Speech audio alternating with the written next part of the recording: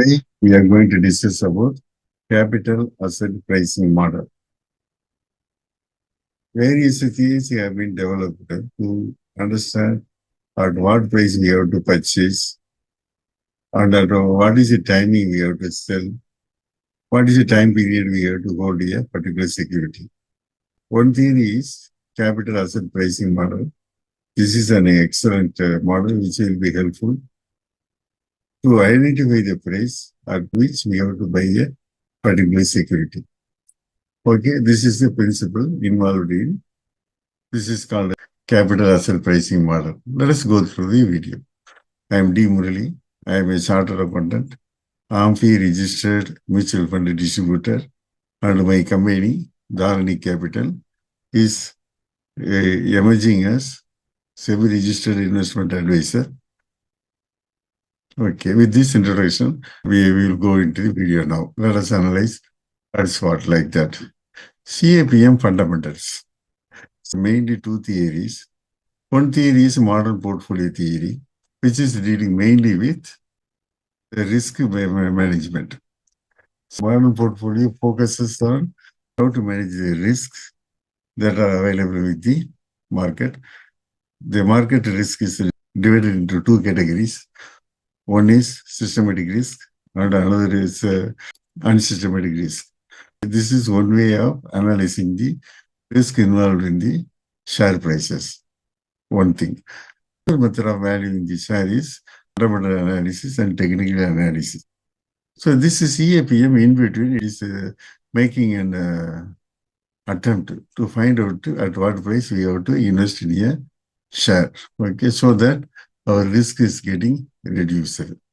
Okay, how it is working? For the purpose to identify the price at which we have to invest in a particular security, it is using three components mainly. One is risk-free rate. Risk-free rate is nothing but always available, like fixed deposit, treasury bank, or debt market share, investment and all. So here we are not taking any risk, but our return will be very low. And if we are losing that opportunity and prefers to invest in various securities because we will be getting more return. Okay, one more risk is there.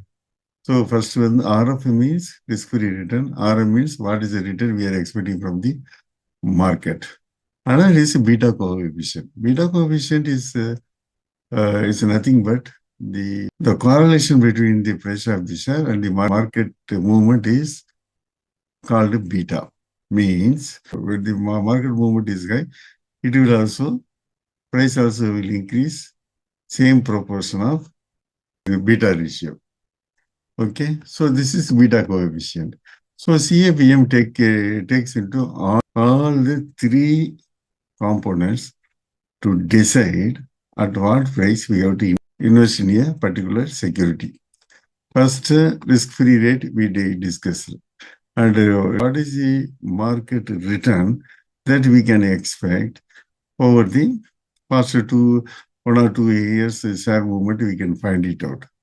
And apart from that, the beta coefficient is the responsiveness of the share price towards the change in the market movement. Okay, beta means the share price will jump proportionally at a higher price compared to the upward movement of the market and vice versa.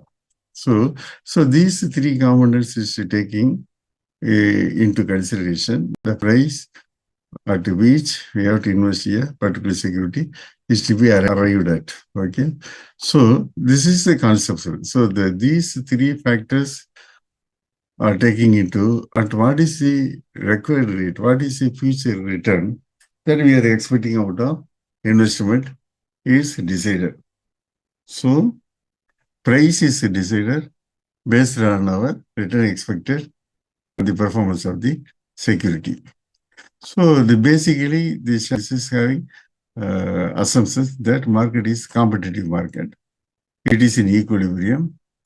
It is in the normal course of the market. Nothing is influenced like that. Now return is the criteria. Means suppose I want only 30% or 25% from the market means I have to find out the price at which a particular security is to be purchased. See, for example, we are considering a portfolio. The portfolio return is 25%. Okay. Market benchmark is 15%. So 10% higher we got it, on which the beta is worked out to be 1.5. Risk-free return is 5%. Okay, now beta return is calculated as 15%. When all these factors combined together with the return, in addition to the risk-free return, means suppose we are getting a 10% return means market return is 5%. So our extra return is 5%. It is called Jensen alpha. So Jensen alpha is nothing but what is the real reward that we are getting by losing the opportunity return and the investment we made in the shares. Three aspects is there. Stock market, diversified risk is not there. These are the aspects that are playing in the market. So now with this background of working, if you refer a particular price of a particular security, then you will understand that our CAPM working is less than the actual return means it is undervalued. So we have to buy that share immediately. If it is greater than, you don't buy it, and if at all you are holding that particular share, you please sell it and book your profit. So otherwise, you hold it. Like that, it is giving. Means average market price is less than CAPM means share price is undervalued. Please buy as much as possible. If the average market price is greater than CAPM, price is stock valued, whatever shares you are having it, you please sell it up and book profit.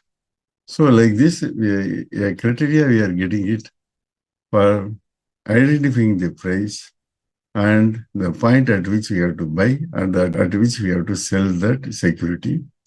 Please subscribe to Dharani Capital. We plan to issue many videos and please be known. Please follow me in the LinkedIn also. Thanking you for watching this video.